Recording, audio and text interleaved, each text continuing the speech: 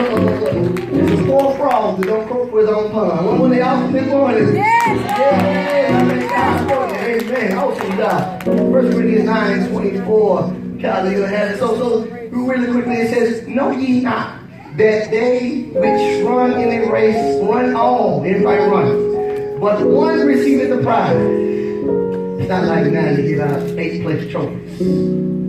One receiveth the prize. Amen? So run that ye may obtain. And every man that striveth for the mastery. Somebody say mastery. Mastery. Is temperate in all things. Now they do it to obtain a corruptible crown, but we an incorruptible. I therefore so run, not as certainly, so fight I, not as one that beateth the air, but I keep under my body and bring it into subjection, lest by any means, when I have preached to others, I myself should be a castaway. Know ye not that they which run in a race run all. We're going to talk about today, this Sunday. We're talking about building up the body, right? So we said last Sunday, building up the body. And we're talking about some things last Sunday. But today we're going to talk about spiritual cardio.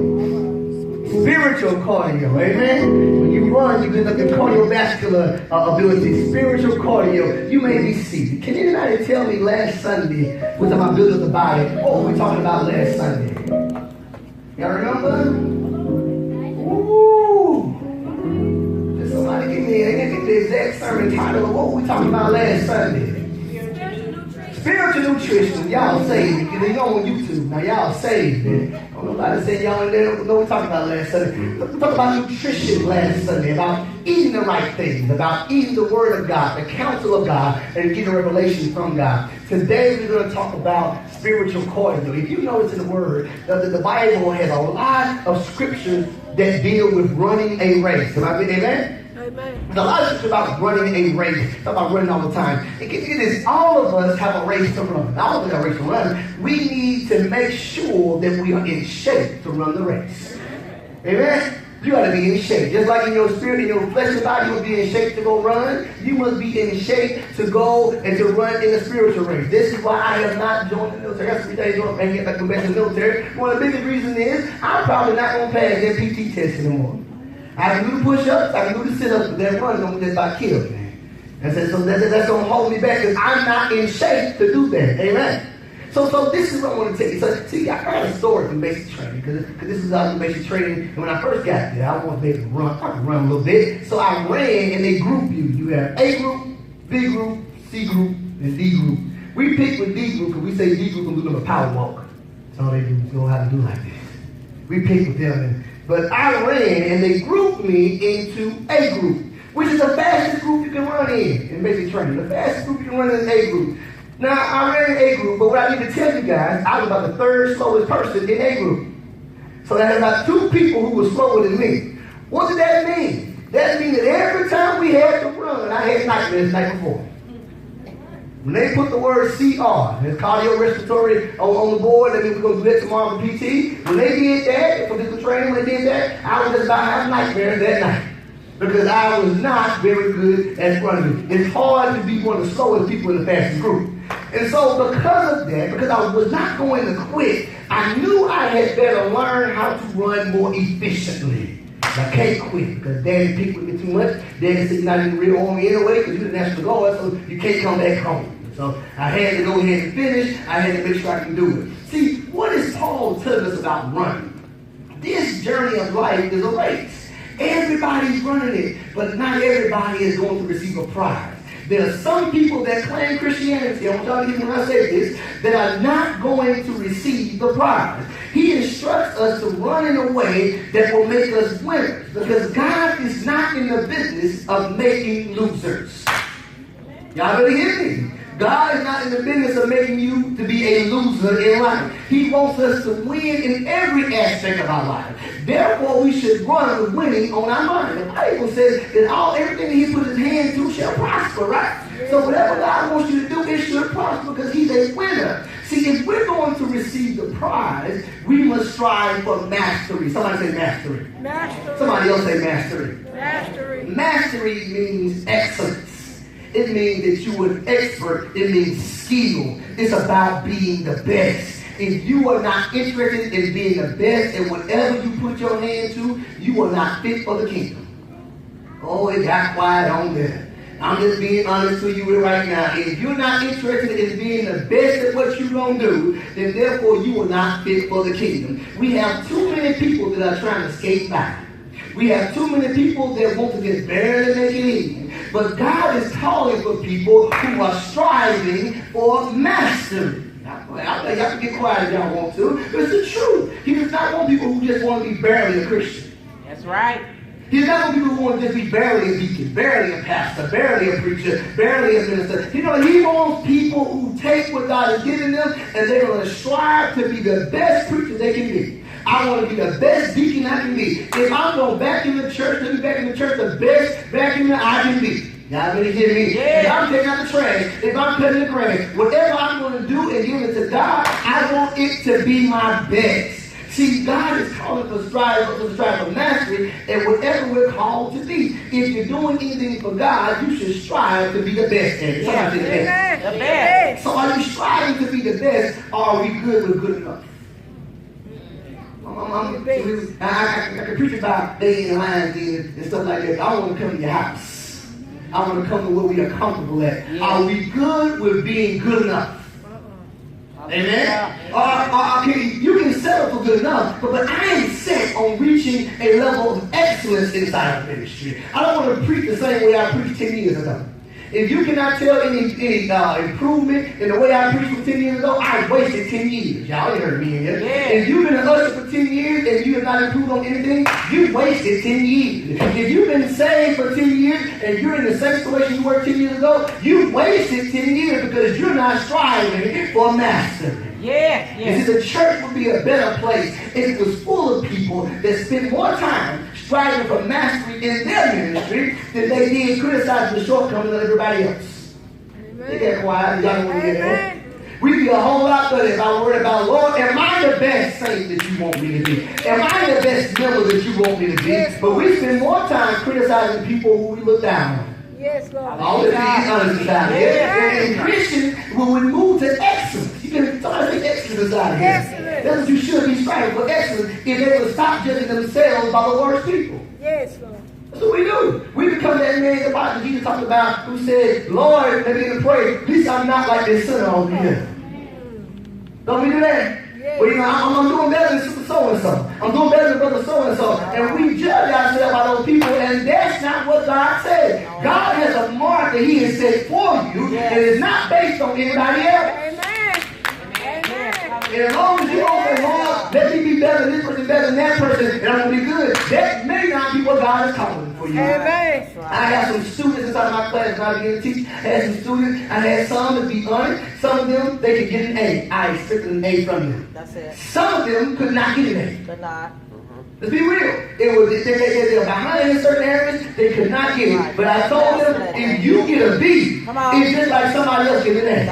Because you could have gone for a party, and you got to work a lot harder for what you get. But just because you can't get an A, I'm going to still think you can B. That's it. But it's still your level of mastery. Yes. And they said, well, Mr. Baker, had one student I talked to a student in college before, said, well, Mr. Baker, I asked him, I said, I haven't seen you in class in a couple days, and I want to see what's going on with you. And this is college, so I don't have to ask him that. I care about my students. So I said, I haven't seen him what's going on. First thing he asked me, he said, well, did you ask so-and-so what they did? And I told him, I said, stop it right there, sir. I said, because you don't understand when people see something inside of you, try to pull something out of you, you're going to reject that. That's on you. But I'm telling you, I expect more from you. This on y'all ain't heard me inside this. This is why you're quiet, because sometimes inside the house of God, some of y'all, I expect more from you than from somebody else. Amen. That's right. And you can miss a couple of Sundays, I'm going to call you. Yes. And you say, well, Pastor, you called to so-and-so. No, but y'all only miss the Sundays. Hello.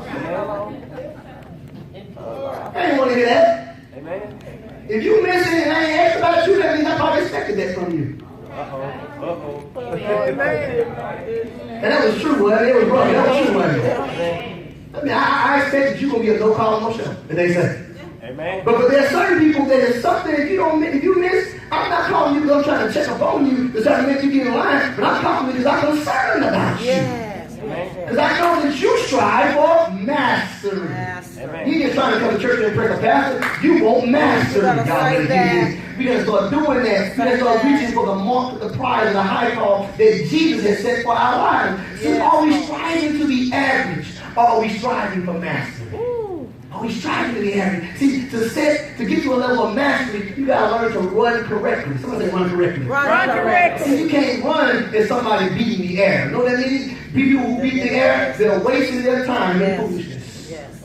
And sometimes in our Christian walk, we waste our time in foolishness. We're fighting and running and we're not getting anywhere. You gotta realize sometimes you are beating the air all going somewhere. And sometimes you gotta understand that our body is not in subjection. We're undisciplined. I was speaking in a church about 2 weeks ago, and I said that if you are a person of God, if you are a spiritual person, the devil is not coming at you in your spirit, he's coming at you in your flesh.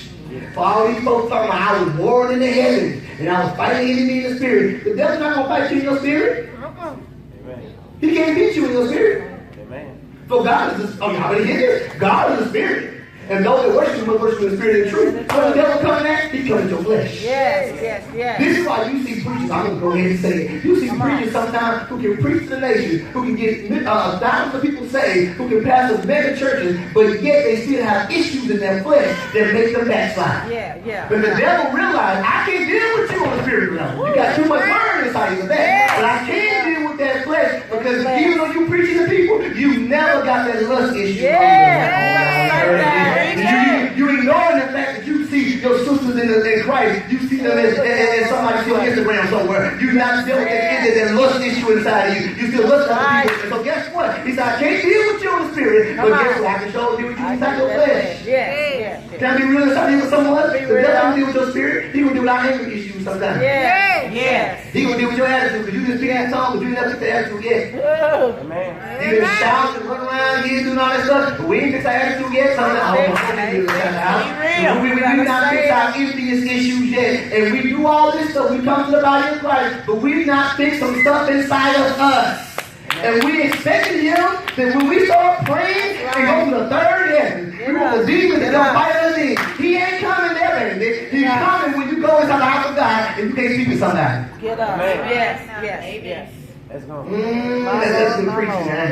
And I had I put it in place myself on that one. Now, that's real right there, y'all. The devil is coming at us in our flesh because we may run the race, but in our bodies under subjection. I put myself in the check sometimes. Sometimes I put myself in the check.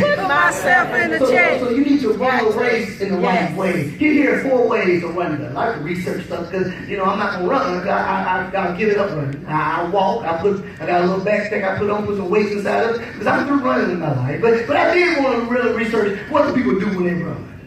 I'm through running. Let's say I'm through. But what do they do when they run? Well, one thing they say, ways that runners get better, they have to check their form.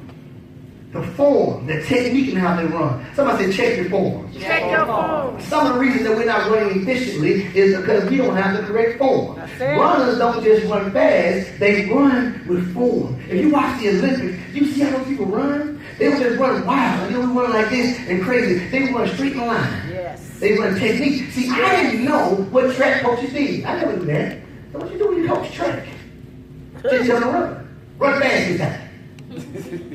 I don't know what they do. I don't do it as a coaching track until I had an intern when I was in college. I had an intern, the track coach. No, we taught technique. We taught form to teach you how to run efficiently and effectively. Because if you just run wild, and you may be the fastest kid in the block, man. You may be the fastest kid alive. It may be all those things. But if you don't run with technique and form, you're wasting energy. You're wasting energy. You're not reaching your potential. Without the correct form, runners waste their energy for one. They trip over their own feet sometimes. But they have no form. And also they break the rules. Christians that run without any discipline, they're going to waste energy. They get caught up in crazy sometimes and pointless arguments. I've learned I'm not going to sit and argue with somebody all day about some craziness. If it's not about salvation, we can talk about that later on. I'm not going to argue with you all day about crazy things because that's not in the form that I should be running. And they don't hear God, so they waste energy on the wrong people and the wrong situations. I'm going to come to your house on this one. Have you ever wasted time on the wrong people? Yes, Lord. Amen. Yes, we ain't Lord. prayed to God about anything. Yes, Lord. We want to do what we want to do. We pray to God bless it, don't we? Yes, Lord. We want to go where we want to go, and Lord, you bless it. Have you ever wasted energy on the wrong situation sometimes? Yes. Because when you broke, you want a job, you take any job they'll give you. When you at your job, you don't like your job. I said when you broke, you don't get a job. But you need to find a job, you don't have a job. But if you have a job, sometimes we don't even pray, I believe this, before I leave this job. Yeah. We can do what this is done over there, so we go over there and we waste time and energy on the wrong situation because we never acknowledge God, but we lean to our own understanding. Yes. And when we get there, we say, God bless it now.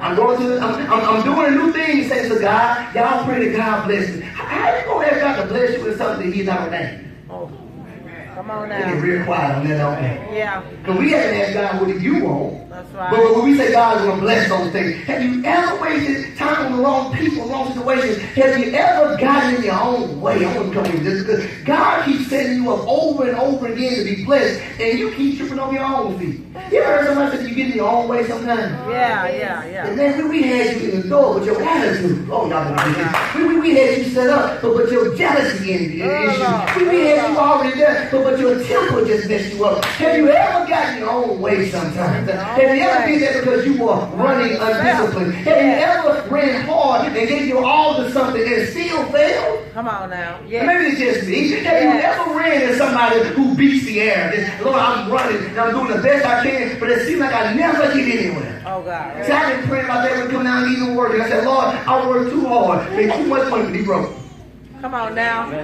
Say that. I ain't saying about y'all, so y'all don't talk about me. I work too hard. I drive too far too. And I work too hard and I make too much money to be broke. So Lord, am I running? And do I have the wrong form when I'm running? Am I wasting my time and my energy? And I, for one, I'm sick of wearing myself out and never achieving anything. Maybe I'm doing the right thing, but I'm not going about the right way.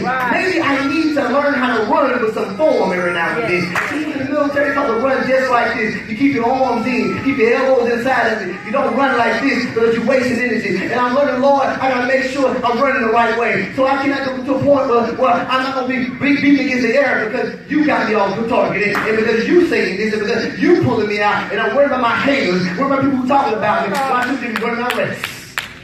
Some of y'all get conflicted with people who say something about you. You just go ahead and run your race. Please. Can I give y'all some advice too? This is an old man advice. I know I have young people inside here, but some old people do it too. This is some old man advice for y'all. If you don't want people in your business, don't put it on Facebook. That's right. If you tell them folks hating on you for what you got, don't tell them about what you got. Amen. Now, if you don't care, like I don't care, put what you want to put up there. But if you gonna come back crying, talking about they talking about me, they hate me because I got this, they hate me because I got that, you are running as somebody who beat me out. You are inviting, y'all better hear this, you inviting stuff in your life sometimes. Amen. Open it up. I see people say, man, I put it on Facebook and now people hating on me. You didn't have to put it out there, you still got it. You still got it. You got to tell everybody about it. You still don't have it. But if you can deal with it, deal with it. Because me, I don't care. Hello. Because see, everybody got this with a car. They don't know. We still know. So y'all can go ahead and hate you want to hate. You want to know. Amen.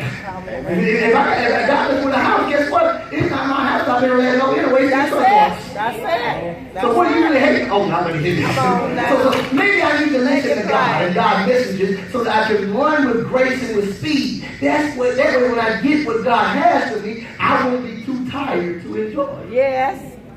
Sometimes by the time God gives you a breakthrough, you so overwhelmed from the world and from the journey, you can't even enjoy it. Jesus. See, maybe you're doing the right thing, but you have the wrong form. Somebody say, check your form. Check your form. Let me move on to the second thing I saw. It says, run more often. See, you can't expect to run like a track star. You can't be Usain Bolt. You know, the guy who runs fast. If you only going to run twice a week. Come on now. It ain't going to happen. You know, it's the truth. If you don't make a habit out of running this race for God, you will never get that better. One of the biggest problems that pastors have is with members. That sometimes our members just don't run enough.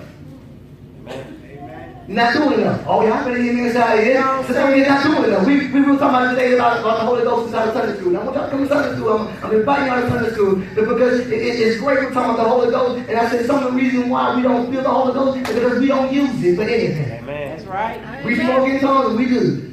Amen.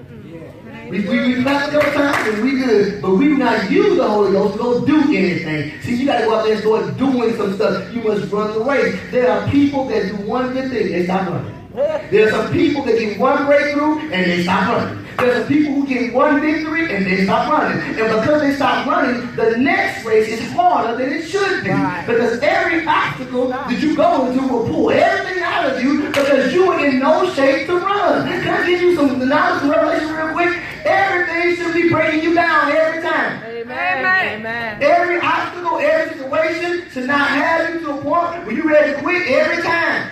And the reason why it has you that way is because you're not in shape. That's it.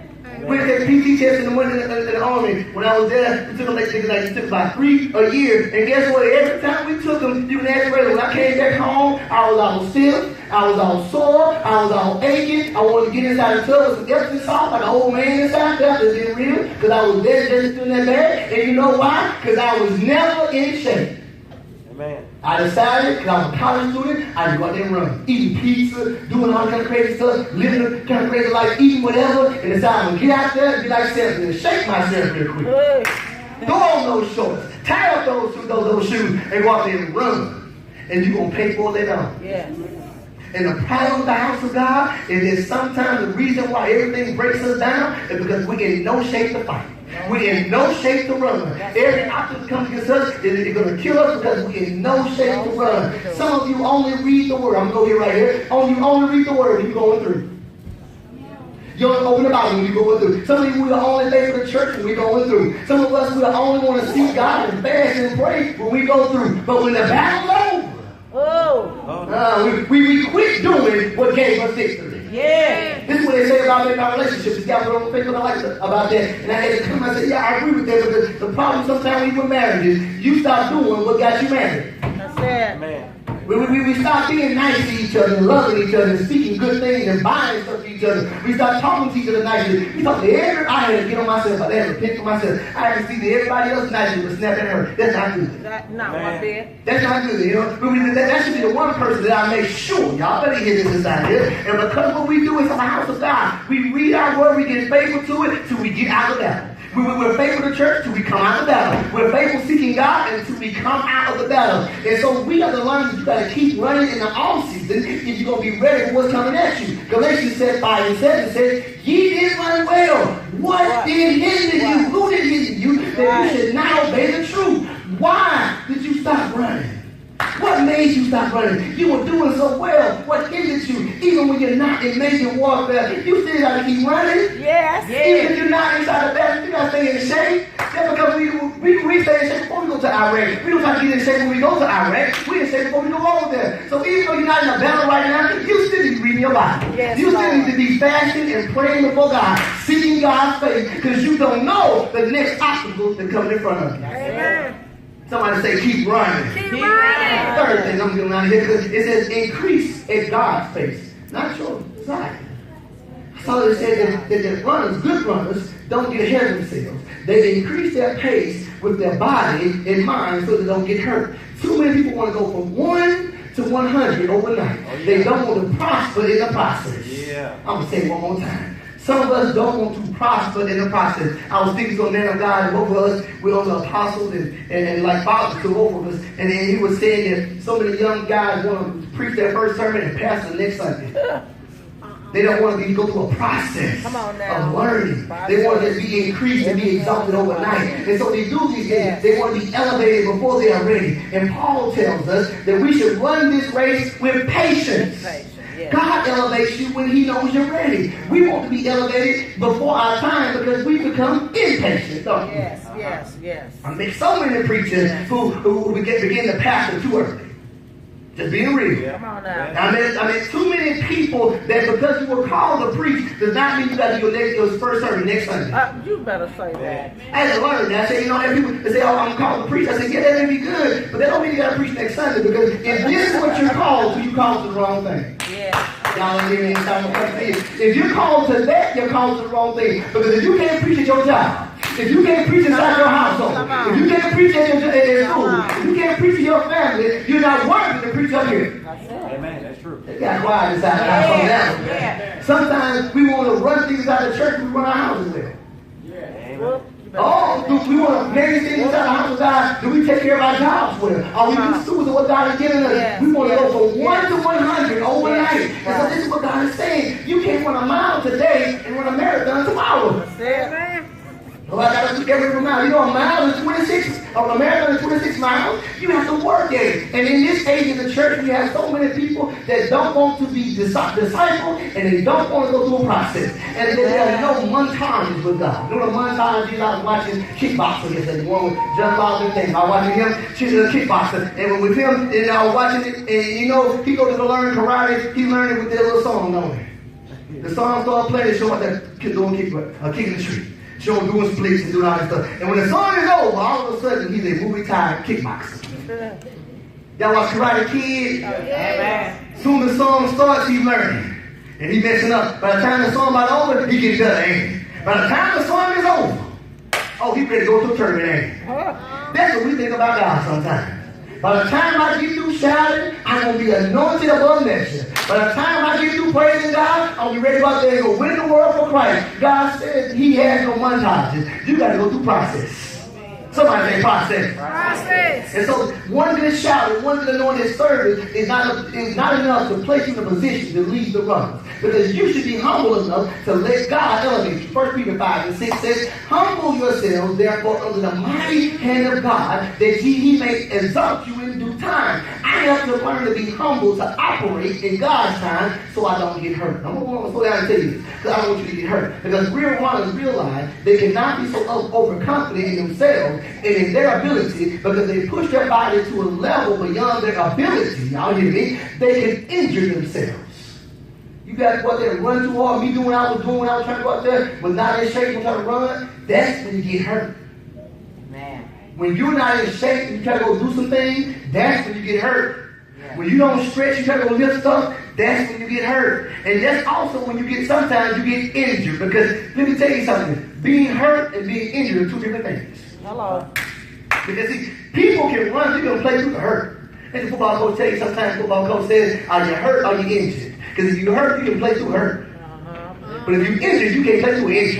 Yeah. You got to sit down through the injury. Yeah. You can play through the hurt. I'm coming to some of y'all right now. You can play through the hurt, but if you get injured, you got to take some time off so you can heal. Yeah. If leadership or your position hurt you enough that you became injured and you quit, that means you were never ready for the task that God put you up to. Amen. I'm going to say it one more time. If you get injured by being a leader, by being in ministry, on assignment, and you try to quit all the time, that means you bit off more than you could chew and you were not ready. Because God did not put people in a position they're not ready for. Amen. You put yourself in a position. Amen. And you got hurt. Amen. And you got injured. Yeah. Oh, y'all don't want to say that, but it's true. Because guess what? You can work through some hurt. Yes, You think that you pastor, you'll get hurt? You'll get hurt pastoring. Yeah. You think you're going to be an department head of the men department, women department, youth department? If you're going to be over some kind of ministry, if you're going to let Sister Helen was saying she was calling down there to the hospital, sometimes folks don't want you to pray for them. That's it. Sometimes they'll cuss you out when you try to pray for them. Y'all better hear this out here. You can get hurt sometimes inside of ministry. Yes. But if you quit, that means you weren't ready. That's right. That's right. They get quiet inside the house. That's right. And the man said they don't like me too much right now. But that's what's going on. When men of God quit the house, when men of God quit, they quit because they got injured and they were not ready for what God told them to do. You see, you got to understand that ministry is for those who made themselves ready. Leadership is for those who can run hurt and still not quit. Assignment is for those who have prepared the spirit for the race by allowing God to do the exalting. This is not for people that need to have their ego stroked sometimes. Amen. Amen. If you come to the house of God for an ego purpose, you're in the wrong place. That's right. This is not for those who need a title to give you self-esteem and self-worth. Anybody that know me, they can tell me when I go out and introduce myself to people, I never introduce myself as Elder Baker or Pastor Baker. Never do it. And then I would give them, what you say? I said, Daddy, because if they cannot accept Daniel, then they cannot accept Elder Baker. I must first show them a good, integral man as Daniel before I show them Elder Baker. Amen. Y'all don't want to hear that. Sometimes we get a title, we're going to make sure you call it by my title. You call it what they call it to do. And I call people by that title all the time. But if I mess up and I call you apostle this time, you shouldn't get mad at me. Say that. Because you still brother, oh, y'all better hear this. You ain't taking your title to the heaven. You know. You better say that again. Ain't no deacon in heaven now. Ain't no pastor in heaven. There's no ushers in heaven. There's no department heads in heaven. There's none of those things in heaven. Guess what? We all brothers and sisters in Christ in heaven. And I had to learn that I should not let my title make me. I should make the title. Yes, Lord. That's it. True. That's what I'm going to say one more time. You should make the title. The title shouldn't make anything make you. You should be trying to add something to the title of pastor, because they see all kind of crazy pastors running around here. They see people give pastors a bad name. So when I think of the title of pastor, I want to show you one good one. Y'all want to hear this? When you think of the title of deacon, so take the title of minister, or whatever you're going to do, a church person, just a Christian. Christian should bring something to your name. You should bring something to Christianity. Oh, y'all ain't heard me inside of here. They can see too many hypocrites and too many bad Christians who don't want to live right. When you say you're a Christian, you should bring something to that title. Yes. That's why I tell folks. People say, well, he a preacher, can't cuss around him. I say, no, I'm going to live a way that you will feel convicted by cussing around me. Amen. I ain't going to tell you because I'm a preacher that you can't cuss around me. Do what you want to do. But I'm going to still walk the way God wants me to walk. And after a while, you're going to be so convicted. Oh, y'all already hear this. I want you to be convicted by the walk I have, not by my title. Let me get out of here. Sometimes a calling requires you to be patient enough for God to train you until you're ready. So Lord, I gotta make sure that I'm called and I'm trained. Last point, we don't out here. Learn the power of sprinting. Somebody say sprinting. You gotta learn how to pace yourself, but sometimes you gotta learn how to sprint. You gotta learn how to run fast sometimes. Because the worst part of running, I hate about running. We call it, they call them Indian run. I don't know, they're probably not politically correct to call them Indian run anymore. We was in 2 big lines, about 8 people in every line. And so we were running, we were just running fast. All of a sudden they say, last man up. Last man up means whoever the back of that line has to sprint to the front of the line. So you're already out of breath. You're already tired, and it makes you sprint to the front of the line. I said, Lord, why the drill soldiers did I hate it? It was just torture. It was terrible. It was mean people inside there. Y'all pray, I'm trying to forgive them. I know this is for the right reason. But it was mean drill soldiers, man. See, running faster may be harder, but it increases your muscle strength and your lung capacity, which are key to building your endurance. God wants you to know that sometimes you got to get in a hurry. Somebody say get in a hurry. There are times in this race that God wants you to have enough wind to move just a little bit faster. He does it because sometimes He has something for you that you can get a lot faster if you had enough wind inside of you to run a little bit faster, to sprint. Habakkuk 2:2. I want y'all to put it on the board real quick. Habakkuk 2:2 says, and the Lord answered me and said, write the vision and make it plain upon tables that he may run that readeth it. I love that. He said, write it, make it plain. Because when I give you this vision, I